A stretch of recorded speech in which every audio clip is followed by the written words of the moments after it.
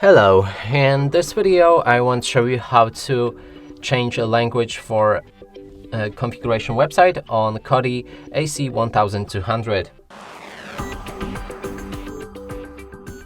And to do this you will need to open a configuration website and then log in. If you're not sure how to do it, I recommend to watch our previous video.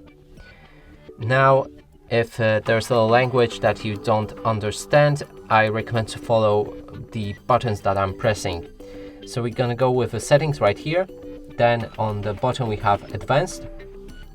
Now scroll down. You can go, I think, all the way down. Yes. And there's a language. The icon for it looks like this. Click on it. And here you'll be able to change it, whichever language you like. And that's it for this video. Hope you like it. Please consider subscribing to our channel, leave a like and a comment below.